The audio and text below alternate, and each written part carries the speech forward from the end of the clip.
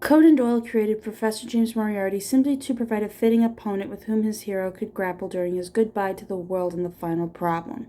Although Moriarty apparently died after his brief dramatic encounter with Holmes at the Reichenbach Falls in Switzerland, and he only appears directly in one other story, The Valley of Fear, set earlier in Holmes's career, his powerful specter seems to haunt the later tales. The character of Moriarty became established in readers' minds, and today we can hardly talk of Holmes without mentioning his nemesis. Moriarty is forever linked to the great detective's legacy.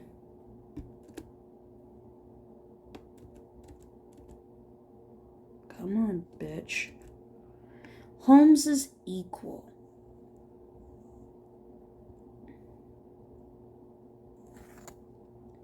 The professor's power to terrify may stem from the fact that he is a mirror image of Holmes, the man the great detective might have become had he chosen to follow a sinister path. Moriarty is a spine-chilling version of Holmes. Both men have high foreheads and sharp eyes, but in Moriarty's case, everything is more drawn and exaggerated. Tall and thin, with sunken eyes and a protruding chin. His head moves from side to side in a curiously reptilian fashion.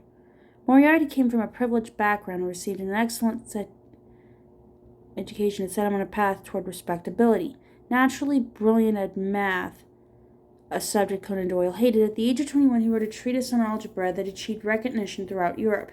He was also celebrated for his brilliant book on the dynamics of asteroids, which Holmes remarked as so advanced that no man in the scientific press was capable of criticizing it.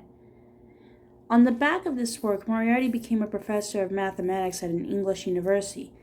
But then, unspecified dark rumors began to circulate about him, and he relocated to London to begin his criminal career. And what a career it was! Moriarty became the ultimate mastermind, drawing on his prodigious intelligence to run a vast crime network, the largest ever seen, yet remained invisible at its heart, entirely above suspicion, as Professor Moriarty of mathematical celebrity. Like a spider, he sat at the center, pulling the strings of his criminal web, the organizer of half that is evil and of nearly all that is undetected in this great city. It took the equal genius of Holmes to finally trace the threads back to him. Brain of the underworld. The brilliance of Moriarty's schemes means that no one can ever pin down the source of his criminal gains, whether it is burglary, extortion, or forgery. Holmes likens him to Jonathan Wild, who in the 18th century was a master criminal, the hidden force of the London criminals, to whom he sold his brains and his organization at a 15% commission. Wild pretended to be a thief-taker, earning fame and money for the way his network caught criminals, but it was also he who was organizing the crime. Holmes scholars may have identified various other candidates who may have provided Conan Doyle with the inspiration for Moriarty, but by far the strongest is the real-life criminal genius Adam Worth. Indeed, the similarity in their methods is so marked that the U.S. detective William Pinkerton, head of the famous Pinkerton Detective Agency, believed that Conan Doyle should pay him royalties, as he had told the author all about Worth during a transatlantic voyage. There are two major clues that lend weight to this theory.